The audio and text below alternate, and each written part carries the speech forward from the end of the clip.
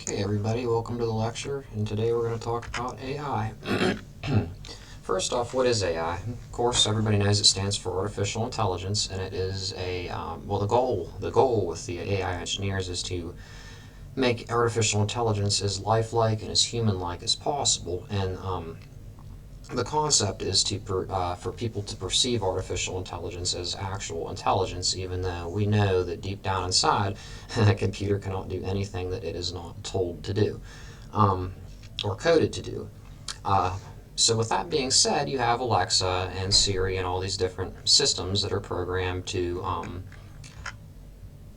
basically respond to different commands, different pre-programmed commands. I mean, tons of them programmed and they have their response. They have their voice recognition and response. What's up on the screen now? This is Sophie. She is the world's most advanced social robot at this time, and she you can actually sit down and carry on a conversation with her. She's still a little bit choppy, but they have tried to think of everything that a human could possibly say. Where things get complex with artificial intelligence, our conversations they evolve as we talk. Our responses will be altered to possibly even the same exact question, depending on what we were talking about earlier in the conversation. So to be able to converse with artificial intelligence is very tricky because it's hard to get away from this is the sentence and this is the answer. You know, if you're asked this statement, no matter what context you're in, this will be the answer, because they have to do as the program. Now, how to get around this and how this pertains to this chapter. This chapter talks a lot about privacy, data profiling, collecting data, and using it. If social robots become very common, if you have them in people have them in their homes, in their businesses, in schools. If there's millions or billions of these robots out there, each and every one of these robots can listen and absorb what is going on in the world around them. This information can be updated, into a cloud, into a server, which we all know is basically just a skyscraper somewhere, and or a building somewhere. I guess it doesn't have to be a skyscraper, but the data processing speeds are not fast enough to do this, but think about it. If you ask Sophie a question and she's connected to a cloud rather than being pre-programmed, her answer will be from a collective database of, if there's billions of her in the world, there's billions of different answers she could select from. Basically, coming from conversations that she's overheard. And I'd imagine that the database would collect very commonly given answers to avoid wrong misinformation or insulting answers or things of that nature.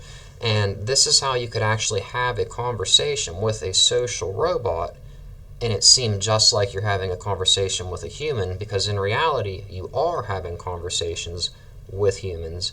It's just basically you're cutting in on the conversation of another human being somewhere else in the country that's been recorded or saved into a database. And another thing that these social robots may be able to do is connect people with people that are actually in real time having the conversation. Oh, so-and-so just asked this question. Well, so-and-so just asked this question, and here was the answer that they gave. And basically mold people's conversations without us even knowing it's happening. That would be the most effective way to make a robot like Sophia seem completely real. But what concerns would you have about this? With such a collection of data, with everything you say in your own home being stored, do you think that social robots are a good thing or a bad thing? Can we work together with robots and not be harmed by what we've created? This is what I want you to think about for your assignment today, and I'd like for you to try to cite at least one example of where data collecting and data analysis became unethical. And actually, you could even, if you can tie it in, you could pick one of the ones out of the case studies out of the book at the end of the chapter. So that's basically what I wanted you to think about. And if you want to check Sophia out, she's pretty cool. Just type Sophia, or just the robot, into YouTube, and you can watch and learn a little bit about her. It's half creepy, half cool. But all right, guys, you enjoy the rest of your week and have fun with your assignment.